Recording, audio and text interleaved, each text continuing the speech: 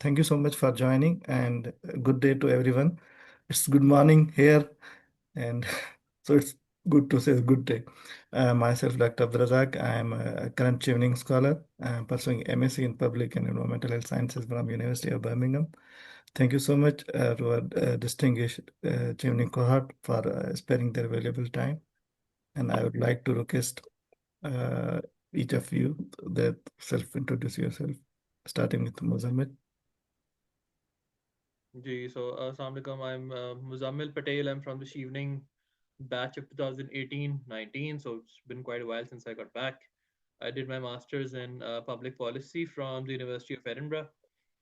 Currently, I am leading the impact and policy unit at Taliabad, which is basically working on enabling the government education infrastructure, specifically within the Islamabad and Capital Territories region, using technology.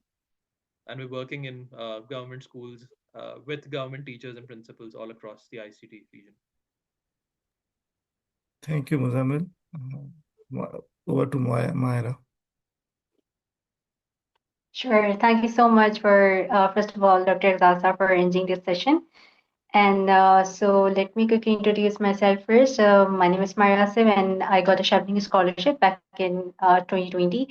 And I did my bachelor's basically in computational finance from NDT University of Engineering Technology. And then I worked for a year almost. And then I started applying for the scholarship and I got a Chevening scholarship. Apart from the Chevening scholarship, I got four other fully funded scholarships, including the Commonwealth Shared Scholarship, British Council Scholarship for Women in STEM. Obviously, I chose Chevening and declined other offers because my course was more aligned towards that. And then I did my master's in fintech, financial technology from University of City Business School as a Chevening scholar. I studied there almost 1.5 years and then moved back in early 2024 and then started working again in the fintech. And I'm currently working as an product owner at Neem Financials, which is the embedded finance platform where we are working to improve financial inclusion or the financial literacy in Pakistan.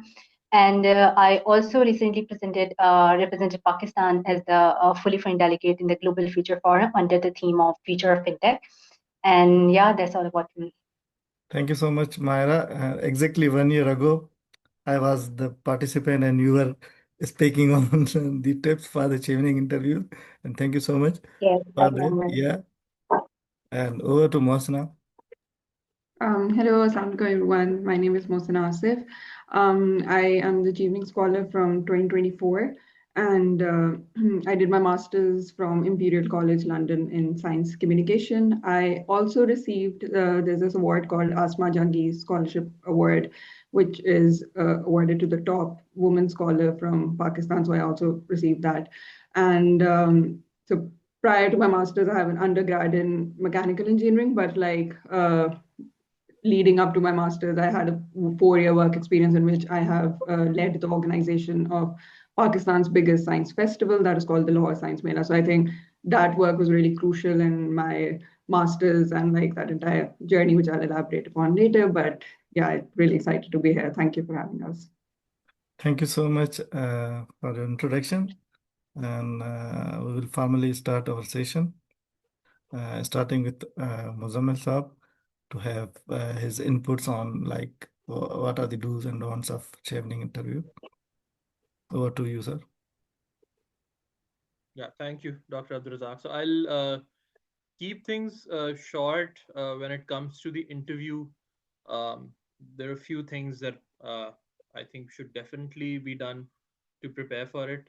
The first thing is make sure you read your essays very thoroughly because the essays are essentially your interview guide.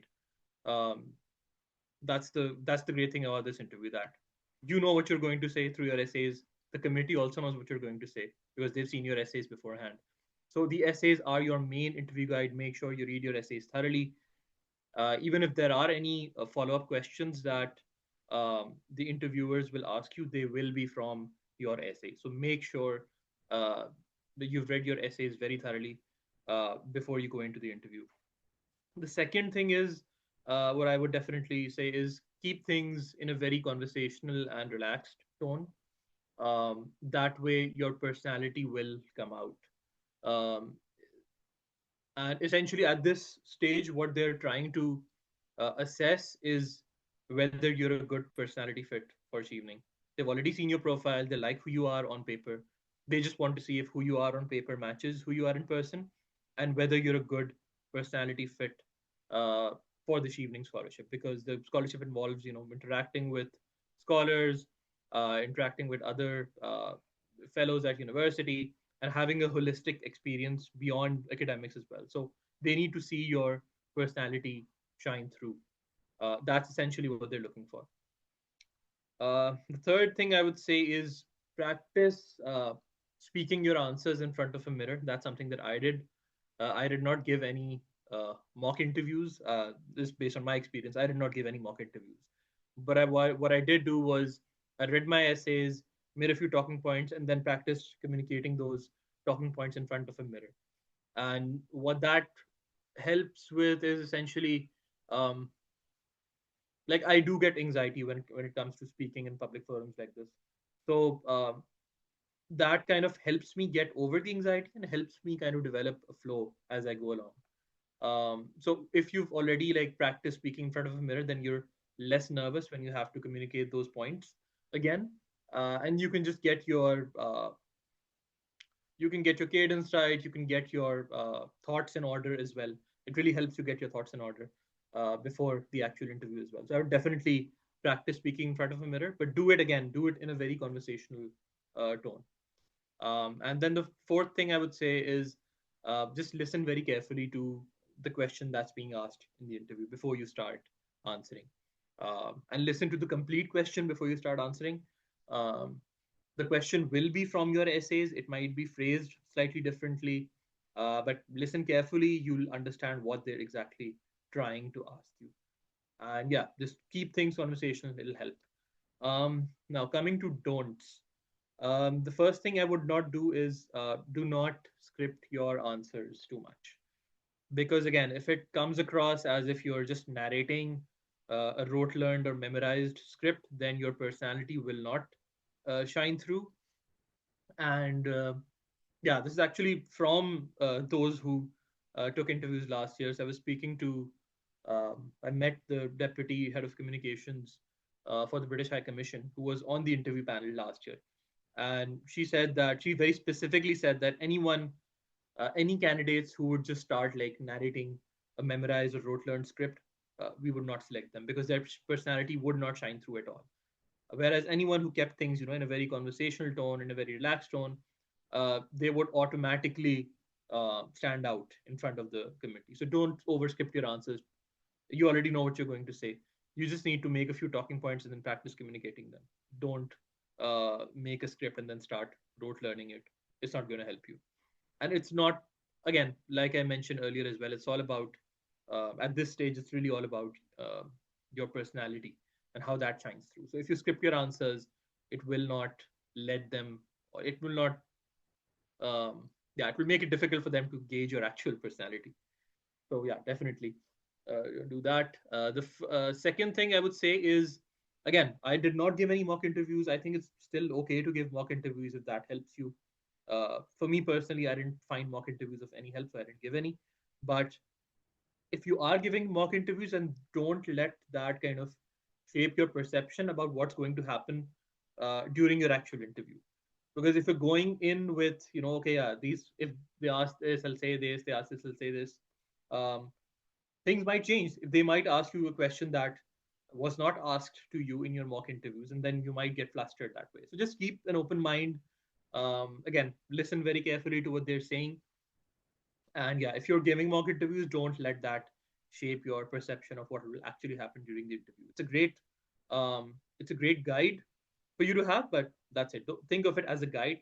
Don't start thinking of mock interviews as like the actual script of how your uh, actual evening interview is going to play out. So yeah, be mindful of that. And the final thing I'd say when it comes to don'ts is, don't worry about things like chances of selection and at this stage, because again, I get asked this so many times, like, how many candidates make it through to the interview stage, and how many candidates get filtered out from the interview stage to the actual scholarship. Again, that doesn't have anything to do with you. Um, that's something that's out of your control. And even if you were to get that information, it would just add unnecessary stress. So don't worry about things that are beyond your control, like this, like pieces of information like this. You don't need that. That is not going to add any value to your interview. So just focus on what is in your hand, which is doing the best job that you can um, during your interview. And don't worry about things like chances of selection and how many people are making it through to the interview stage and how many people are being filtered out after the interview stage. That's not in your hands. You don't need to worry about that. So yeah, all the best to all everyone who's been shortlisted so far. And yeah, just make sure at this stage, if there's one thing that I would um, say, uh, is that it is really about assessing your personality fit for Chevening. So make sure your personality shines through. Yeah, that's all from my side. Thank you so much. I'll hand it back to Dr. Abdurazak. Thank you so much, Madhuban Patel Saab, for your valuable insights, and that really means a lot. And now over to Mahira for her thoughts. Um, Sure. Thank you, Razak sir. And I think Muzal bhai has covered a lot of things. He's the one who reviewed my essays as well, and I'm honored to be like in a panel with him as well. So I got like I had an interview almost like 30 minutes, almost 25 minutes long. In 20 minutes, they like asked me like four question about the leadership, networking, career plan, and third question, why UK and why not US, why not Germany, and why only UK? So that was the question. And third question, they just asked me about the career plan, like what you will do in the UK and what you will do after coming back to Pakistan as well. So I was the one thing that I would say, like during interview, because when you apply for the Chevening and like when you shortlist for the interview, so there is a like period of 4 months as well. I think you have achieved more, or if you have achieved more, and if you have forget to mention in your application something like, for example, there was a like thing that I forgot to mention in my application, which was like SCDU recently invested Foreign Commonwealth Development Office recently invested in Pakistan in order to promote financial literacy or financial inclusion in Pakistan. That's what I forgot to mention in my application, but I mentioned in my interview. And like when I mentioned the names, prominent names in the interview, so that was show you like more customized answer, not the generic answer. Always also not mention if they ask you about the leadership, just don't mention about definition of the leadership, like what you think. Just share your examples, share your experiences, or share your like more impactful example. Secondly, that I would say, like lots of people are confused, like what examples we should mention in an interview. So I would say, like it depends on you. You can mention the new examples as well, or you can mention the same examples that you mentioned in your application. I did, like I mentioned the example that I already mentioned in my application because it was more impactful, and it was because that was the best example that I mentioned in my application, that I repeated the same in my application. But obviously that was that I did not memorize the examples. Obviously I added few of the more points, or few of the more things and things that I meant that I did not mention in my application, but I do mention in my interview as well. Thirdly, I would say be transparent or be honest in your application as well. Obviously, they don't ask for your proof or certificates and anything else. But obviously, that was as mentioned, like they always check your personality and everything as well. So obviously, you should be clear in your answer. You should be honest in your, because it would reflect eventually when you answer. It would reflect like whatever you're saying. So this is the thing that I would say. And fourth thing that I would say about the mock interviews, I would repeat the same. I did not take any mock interviews. I obviously take help for my essays review and everything. But when I got shortlisted for the interview, basically during that time, I had already got the Commonwealth Shared Scholarship, and I was not stressed. And I had this in my mind, no matter what, I'm going to UK this year. So I was not stressed, and I was like, I was really chill during the interview. So, but still, if you obviously you get selected for the sharing interview, and you can do the mock interview, but obviously you can do the interviews in front of the mirror, and also you can rehearse on your on your own as well. And the don'ts, I would say, just I would repeat the same. Just don't stress, because it's the part of your, I would say, your application as well. Because eventually, like when you apply for the scholarships, obviously, like the thing is that they always check everything. So if you're not getting into it, or just don't be disheartened, or don't be see like this is the end of the world. This is not the end of the world. You will see, you will learn, because I have seen a lot of people, and a lot of people contacted me. They just applied like 5 times in the Chevening, and still they did not go into that. And I applied for the very first time and I got into that. So that's not about your profile. So this is very, very competitive scholarship. When you get into interview stage, still it's a big achievement for you all. So but I would say just if you did not get it, so be on be just don't be sad, and just take it as a lesson and apply again. And also just take a good sleep, I would say, before the interview, because sometimes like we stress a lot and we just prepare overnight as well, just to give our best shot. So I would say just take a good sleep, take a good food before the interview as well. So I wish you the very best of luck for everyone who gets selected for the interview. Thank you. Over to Dr. Razak. Thank you so much, Myra, for your valuable insights. And I would like to case Mohsina Asif to share her insights. Yeah, thank you. And thank you to Muzammil and Myra. I think both of them have covered almost all the points and in very good detail. So I think all of us have the similar kind of do's and don'ts. But I would like to start with the mock interview thing, because that's something that both of them mentioned. And I also didn't do any mock interview. So I didn't take any counseling or etc. I didn't even get my essays reviewed, to be honest. But like Muzammil and Myra mentioned, practicing in front of a mirror, I think before my interview date, just the night before, I actually practiced it with my husband. And it did make me panic a bit, because, before that, I was just writing my answers. I was just sort of saying them in my head. But, until and unless you don't speak them out loud, you don't realize that how much we tend to blabber on. And because more and more that we blabber, it just sort of dilutes the impact. And I think that's one thing that I realized when I started answering to him. He was like, it's really good, like the kind of work, obviously he knew about my work, and he was like, but the way you're telling it just sort of dilutes the impact. So so, so that was the only one time that I actually spoke out my answers aloud. But I think that really put into perspective that when you are preparing your answers, like, do try to practice in front of a mirror or with a friend or a parent or your sibling or anyone. And while you do that, I think the one advice that was really helpful for me was that focus on two, three most impactful goals, sorry, two, three most impactful, examples of your work, or aspects that represent your work in the best possible way. And for that, a very good do is that, while before your interview, you're reading your essays again and again, also don't memorize your answers. But I think one thing that you should memorize is if there are any numbers. So, for example, in my case, like I mentioned, that I have helped organize science festivals, which are called the Lahore Science Mela. So, in both of the science festivals, the 2022 Lahore Science Mela was attended by 75,000 people.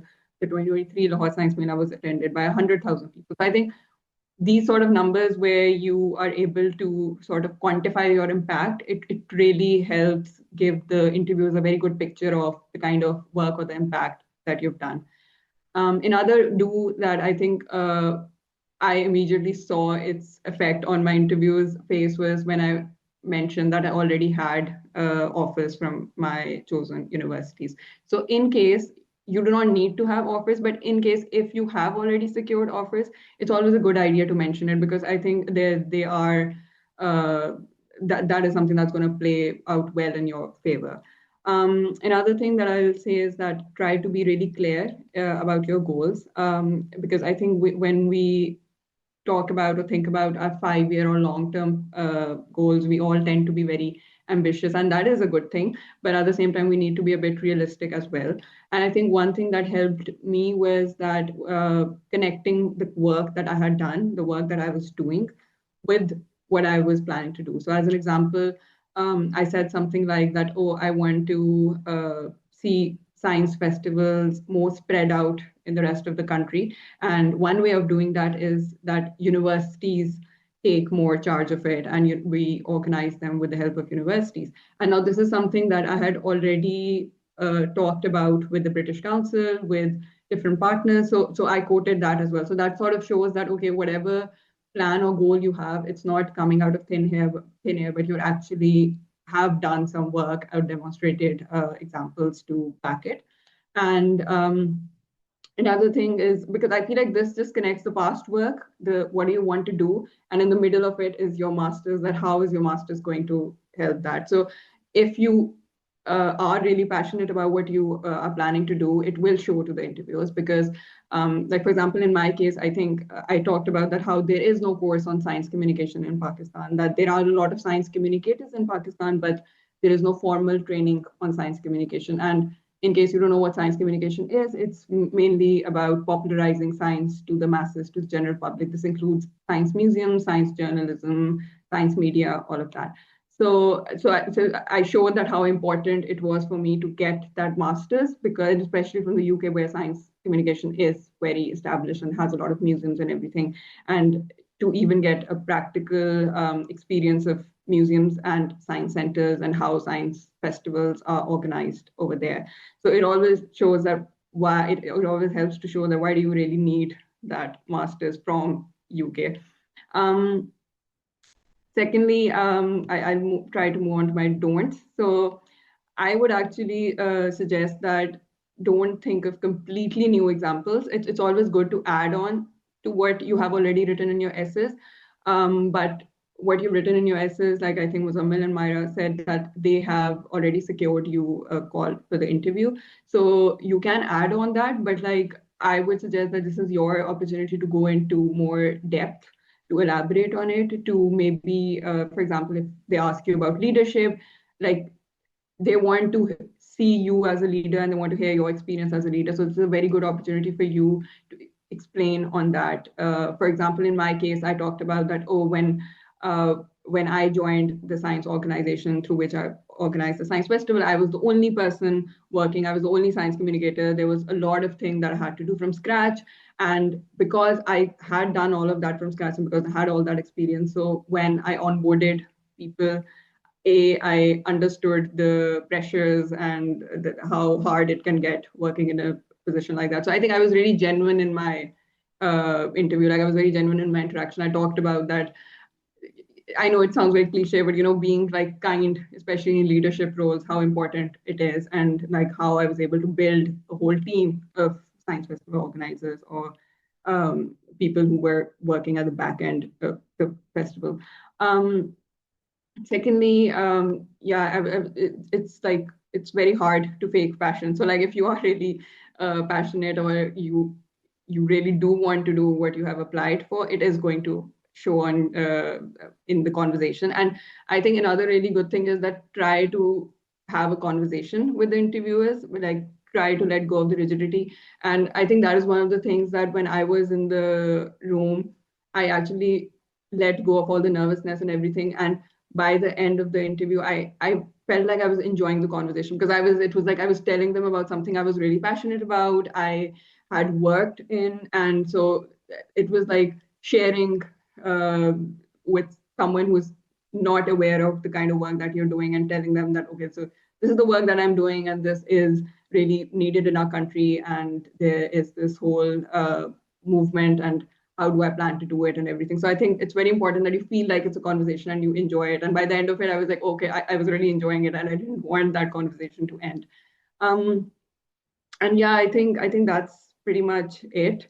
And one thing that I would like to say is, lastly, is that don't downplay your role, like especially when talking about leadership or even your career goals. Whenever you're talking about your work, I I think a lot of us tend to be very humble, and that is a very good thing. But in this particular case, like they want to see what exactly did you do in that case. So just try to make sure that you while you talk about your team, while you talk about the team effort, you also talk about your individual effort as well.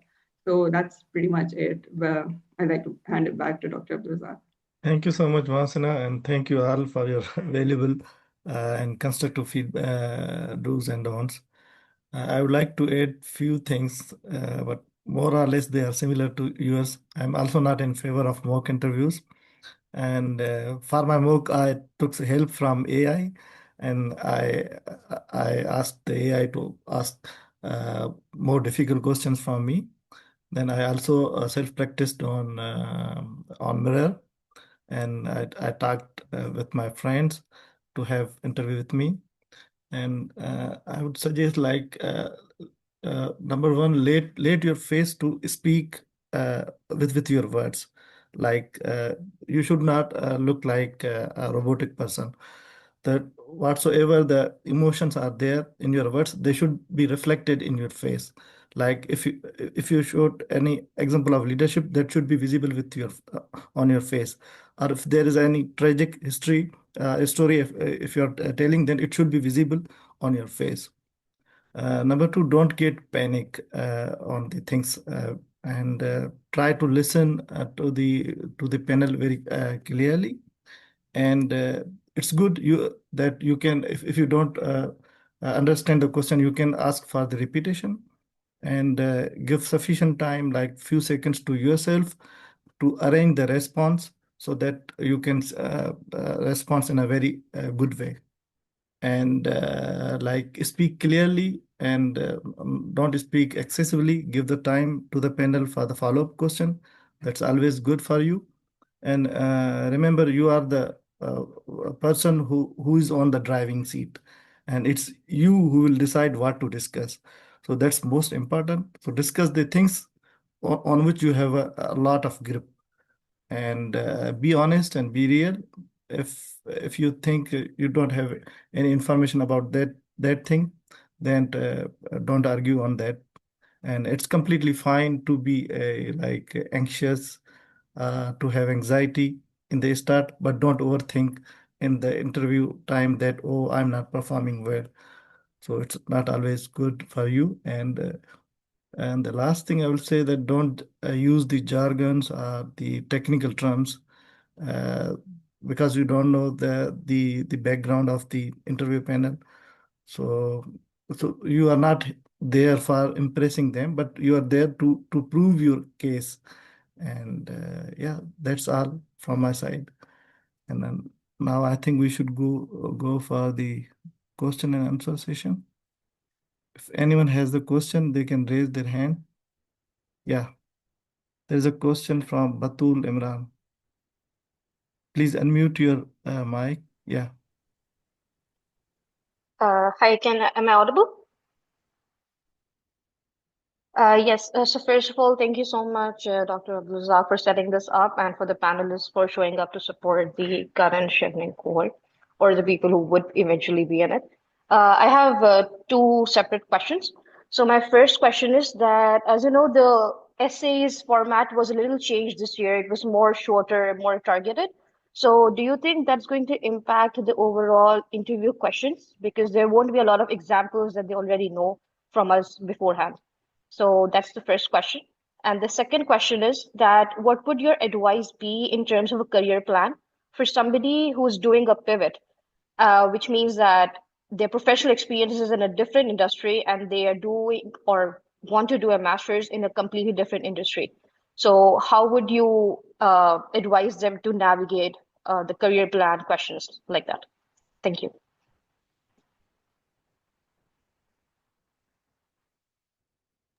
Yeah, anyone can respond, like Sir Muzammil. Yeah, I think so. To answer your first question about the essay format and how does that impact the interview questions, I mean, I think so. The essays were, I think the format was changed this year. The essays were made more concise so that you could then focus on a very specific and very impactful example from your experiences rather than just multiple examples. So even if you follow the same approach in your interview where you focus on one very specific and impactful example from your work experiences that you can kind of then communicate to them in, I would say, 3 to 4 minutes, and that's fine. Obviously, if there's something exceptional that you've done since the time that you applied, between the time that you applied and between the time that you're giving the interview, and you feel like it's something that should be highlighted, then 100% yes, go ahead and highlight that. But you can link it to your kind of previous experiences as well. So hope that answers the first question. Then when it comes to the second question, which was about uh, advice to those who are kind of pivoting their careers. So again, I think firstly it's uh, your long-term career plans should then justify why you're doing a master's in whatever field you've chosen. And the pivot can also be justified through your long-term career plans.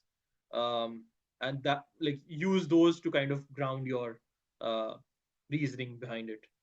Because if you're pivoting, I think the best way to understand that pivot for the panel for anyone who doesn't know would be to clearly explain your 5 year and 10 year career plans and how they're linked to this master's degree. Another thing that you can focus on is what kind of transferable skills that you're taking from the previous experiences to then your new work experience or to your future plans.